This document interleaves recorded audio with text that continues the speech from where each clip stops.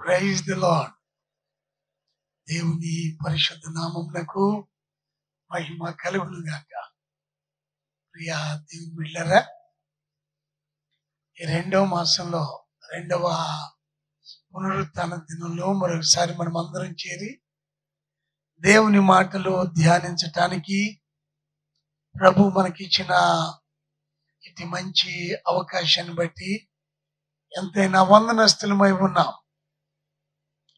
గడిచిన వారంలో మనం జ్ఞాపకం చేసుకున్నాం, నాట్ యూ బట్ గాడ్.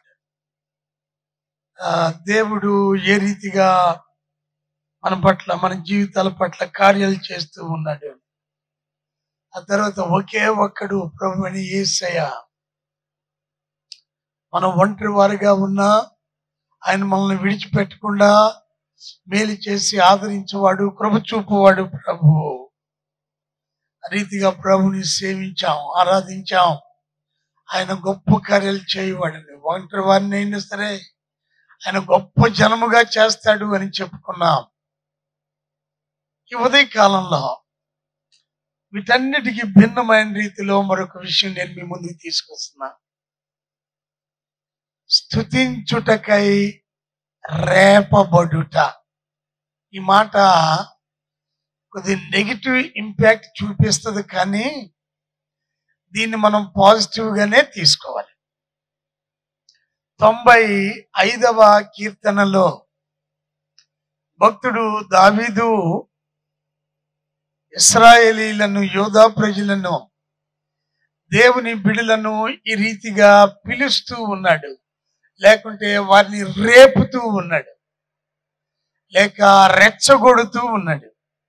రండి, యెహోవాను గూర్చి ఉత్సాహధ్వని చేయుదము, మన రక్షణ దుర్గమును బట్టి సంతోషగానము చేయుదము, కృతజ్ఞతా స్తుతులతో ఆయన సన్నిధికి వచ్చేదము, కీర్తనలు పాడుచు ఆయన పేరట సంతోషగానము చేయుదము.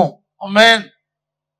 అదేంటంటే బాగానే ఉంది కదా, మంచి మాటలు చక్కగా ఎప్పుడు చదువుతున్నామంటే, ఈ కీర్తన 2 భాగాలుగా వ్రాయబడుతూ ఉంది. మొదటి వచనం నుండి 7వ వచనం మొదటి భాగం వరకు ఇన్విటేషన్, ఆహ్వానం. దేనికండి ఆహ్వానం అనంటే ప్రభుని స్తుతించటానికి, ప్రభు నామమును గణపరచటానికి, గానం చేయాలి, కీర్తించాలి, మహిమపరచాలి. రండి, ఆయన గొప్ప కార్యాలు జ్ఞాపకం చేసుకుంటూ, ఆయన శక్తి సామర్థ్యాలు జ్ఞాపకం చేసుకుంటూ ఆయన్ను సేవిద్దాం రండి.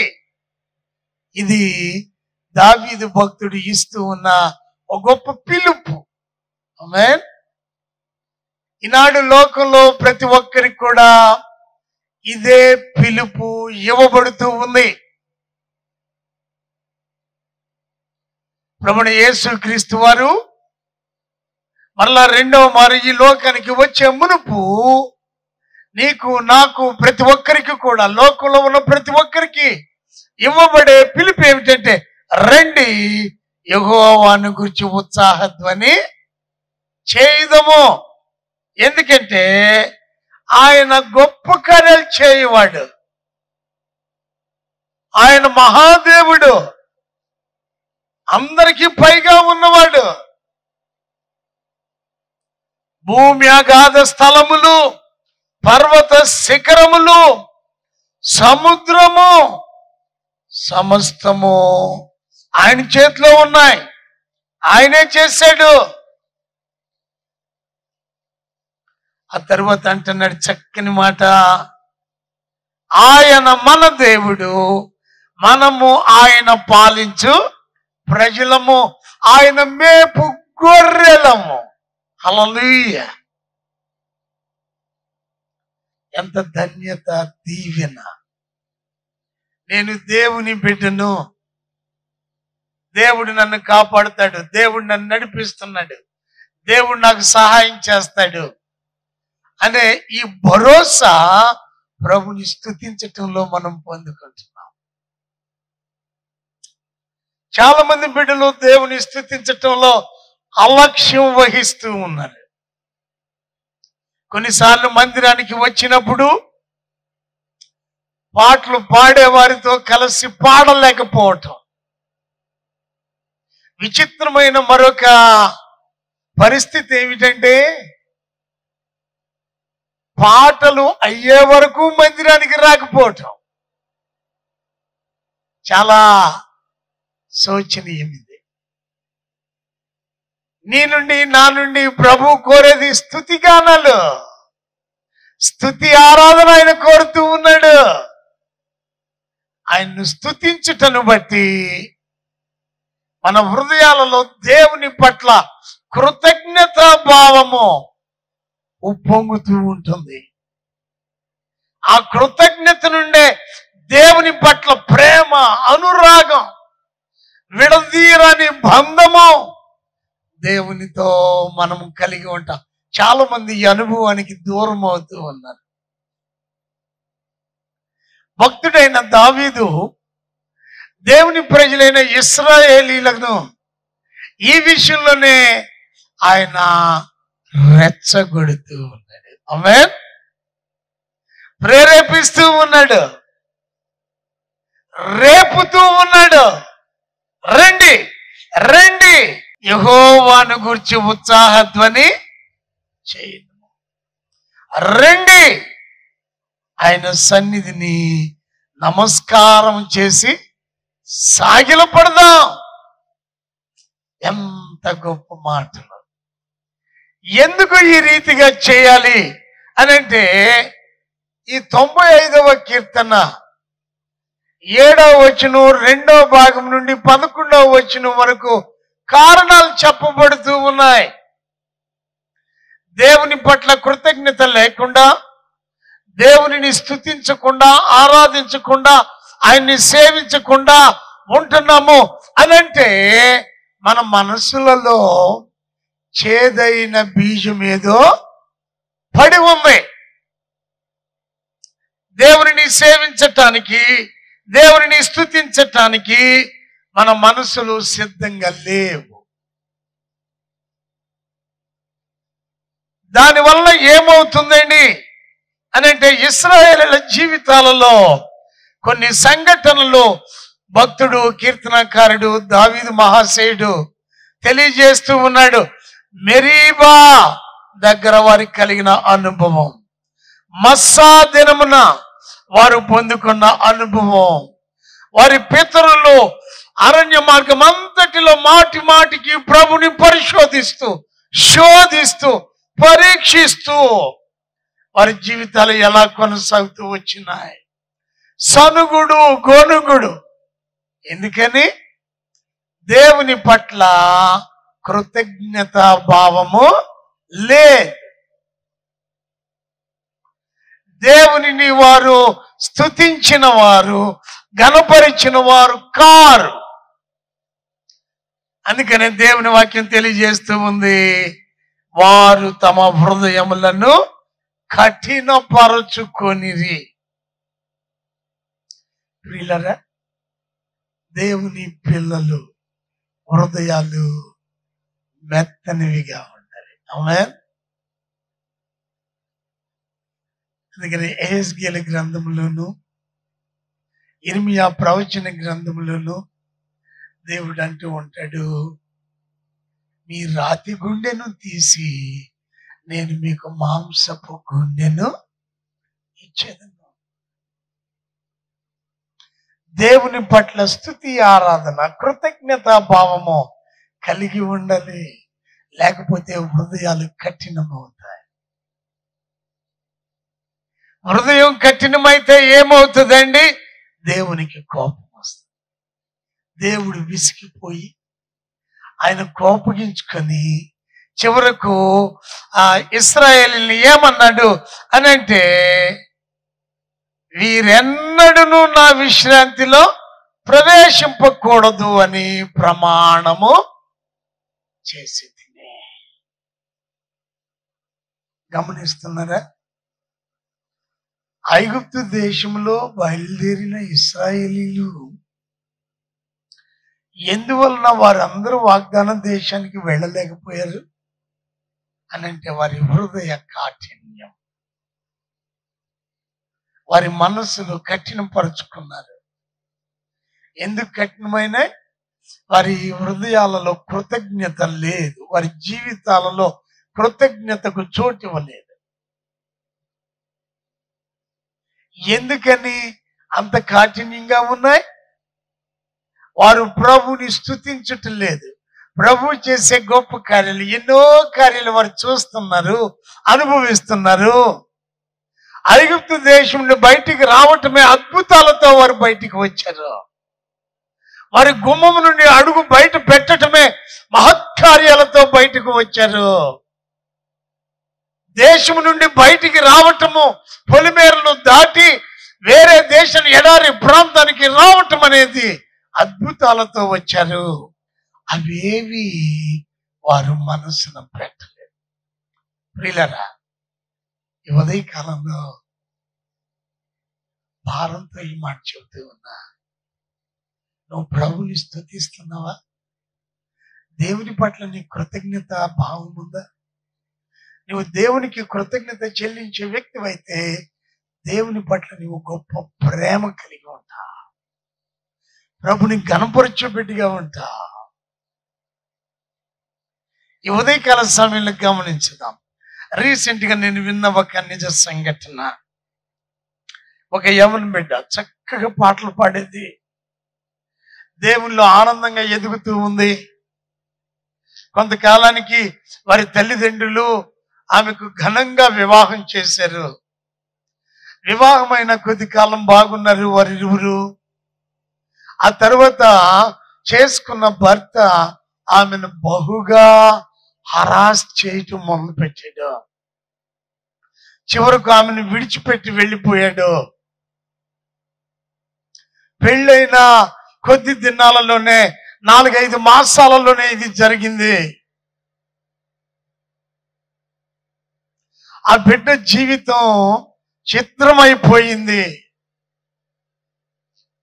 ఎక్కడికి వెళ్ళినా ఆలవోకగా ప్రభుని స్తుతించి ఘనపరిచేటువంటి యవన బిడ్డ తలుపులు మూసుకొని బయటికి రావటం మానివేసింది. తల్లిదండ్రులు ధైర్యం చెబుతున్నారు, భరోసా ఇస్తూ ఉన్నారు. అమ్మా, మనం మందిరానికి వెళదాం, ప్రభు సన్నిధిలో ఉందాం, దేవుడే కార్యం చేస్తాడు, దేవుడు తప్పకుండా మేలు చేస్తాడు. ఆ కుమార్తె బయటకు రాలేకపోయింది. 1 సంవత్సరం గడిచింది. ఎన్నో ఉద్యోగాలకు అప్లై చేసింది. ఒక ఉద్యోగానికి సెలెక్ట్ అయ్యింది. వర్క్ ఫ్రమ్ హోమ్ చేసే అవకాశం వచ్చింది. ఇంటి దగ్గరే ఉండి 2 సంవత్సరాలు 3 సంవత్సరాలు ఆమె పని చేసింది.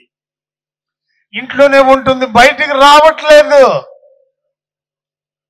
రాను ఆమె మనసు కఠినమైపోతుంది.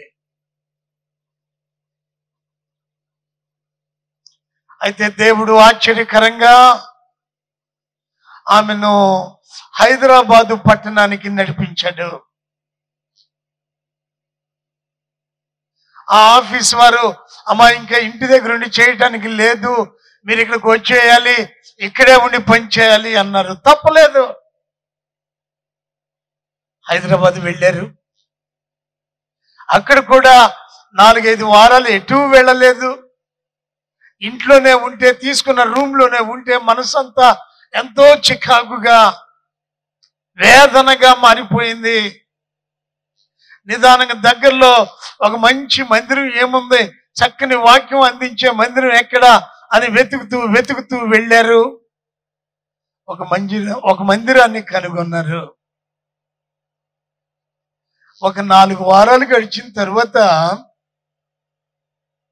ఆమెను అక్కడున్న స్థానిక సంఘ కాపరి, అలాగే గాయక బృందం వారు గుర్తించారు. ఆమెలోని తలాంతును, ప్రభు ఇచ్చిన కృపావరమును వారు గుర్తించారు.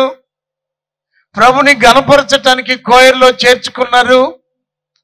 ప్రభు ఆమెకి ఇచ్చిన అమోఘమైన స్వరాన్ని బట్టి, అమ్మా అందరిలో కాదు, నువ్వు ప్రత్యేకంగా ఒక పాట పాడాలి అని చెప్పి ఈనాడు ఆరాధనలో ఆమె చేత ప్రతి ఆదివారం నాడు 3 పాటలు పాడిస్తూ వేలాది మంది ప్రజల మధ్య ప్రభుని ఘనపరిచే కృప ఈ రోజున మరలా తిరిగి తన పూర్వపు స్థితిలో యథావిధిగా ప్రభుని స్తుతించటంలో, ఆరాధించటంలో, సేవించటంలో ఆమె ధరిస్తూ ఉంది. హల్లెలూయా. అవును, చాలాసార్లు ప్రభు మనకిచ్చినటువంటి ఈ గొప్ప ఆధిక్యతలను కప్పి పెడుతూ ఉన్నాం, సమాధి చేస్తూ ఉన్నాం. కారణం ఏదైనా కావచ్చు. దేవుడు నీకు ఇచ్చిన ఆధిక్యత, దేవుడు నీకు ఇచ్చిన తలాంతు, ప్రభుని కనపరచటం, స్తుతించటం. సమూయేలు మొదటి గ్రంథం 2వ అధ్యాయం 20వ వచనం చివరి భాగంలో మనం చూస్తూ ఉన్నాం. అక్కడ దేవుని వాక్యం తెలియజేస్తూ ఉంది, నన్ను ఘనపరచు వారిని నేను ఘనపరచుదును. ఒకవేళ ఆయన్ని తృణీకరించిన వారు అనుకోండి, మనం కూడా తృణీకరించబడతాం. ప్రియా దేవుని బిడ్డలారా, సహోదరి సహోదరులారా, ప్రభు నిన్ను ప్రేమించి నీకు ఇచ్చిన తలాంతుని గుర్తించి నువ్వు ప్రభుని ఘనపరిచే బిడ్డగా ఉంటావా? ఆరాధిస్తావా? ఆయన్ని స్తుతిస్తూ, కీర్తిస్తూ ఆయన నామాన్ని మహింపరుస్తావా? ఆ రీతిగా నీవు ఉన్నట్లయితే ప్రభు నిన్ను ఘనపరుస్తాడు. దేవుని వాక్యం అంటుంది, రండి యెహోవాను గూర్చి ఉత్సాహధ్వని చేయుదము, రండి నమస్కారం చేసి ఆయన సన్నిధిని సాగిలపడదాం. నీ జీవితంలో ప్రభుని రీతిగా ఘనపరిచే బిడ్డగా ఉంటే, నీవు ఆయన్ని స్తుతించి సేవించే బిడ్డగా ఉంటే, నీ జీవితంలో ప్రభు నిన్ను గొప్పగా ఆయన ఎత్తి పట్టుకుంటాడు. He will elevate you and he will honor you as you honor him. God bless you. ప్రార్థించుదాం. ప్రేమ కలిగిన తండ్రి, మహోన్నతుడా, నీకు వందనాలు. దయగలిగిన మా యేసయ్య, ఈ ఉదయకాలంలో మేమందరము నీ పాదాల దగ్గర చేరి నిన్నే ఘనపరిచే బిడ్డలుగా, నీ నామమును కొనియాడి ఆరాధించే బిడ్డలుగా ఉండటకు సహాయం చేయండి అయ్యా. కొన్నిసార్లు మా జీవితాలలో నిన్ను స్తుతించాలి, నిన్ను ఆరాధించాలి, నీ నామాన్ని ఘనపరచాలి అనే స్పృహ మేము కోల్పోతూ ఉన్నాం. నీ మందిరానికి వచ్చి ఒక 5 నిమిషాలు 10 నిమిషాలు కూర్చొని వెళితే చాలు అనుకునే భావాజాలంలో జారిపోతున్నాం. క్షమించండి నాయన, క్షమించండి. మా హృదయాలు అదిగో మెరీబా జలముల యొద్ద మస్సా దినమందు ఇశ్రాయేలీయులు ఏ రీతిగా తమ హృదయాలు కఠినపరుచుకున్నారో ఆ రీతిగా ఉండక, వారి పితరులు ఏ రీతిగా నిన్ను పరీక్షించి శోధించారో ఆ రీతిగా మేముండక, మీరు చేసిన కార్యాలన్నింటినీ చూసి కూడా నీ సన్నిధిని సనుగుతూ గొణుగుతూ ఉన్నారు. ఆ రీతిగా మేముండక ఎల్లప్పుడూ నిన్ను స్తుతించువారమై, నీ సన్నిధిని ఉత్సాహధ్వని చేయువారమై ఉండుటకు కృప చూపండి. ఆదరించండి ఆయన. ఇక్కడ వచ్చిన ప్రతి బిడ్డను దీవించండి. ఈ నీ మాటలు ఆలకిస్తున్న ప్రతి ఒక్కరు, ఎవరి చేతిలోనైతే నీ గ్రంథం ఉందో, ఎవరి హృదయంలోనైతే నీ మాటలు లిఖించబడుతున్నాయో, ఎవరి మనసులోనైతే సంగీతాలు సవడి చేస్తూ ఉన్నాయో వారిని దర్శించండి, దీవించండి. ఎల్లప్పుడూ నిన్ను ఘనపరిచి ఆరాధించడానికి సహాయం చేయండి. మీరే మహిమ పొందమని యేసయ్య శ్రేష్టమైన నామములో ప్రార్థించుచున్నాము తండ్రి. ఆమేన్.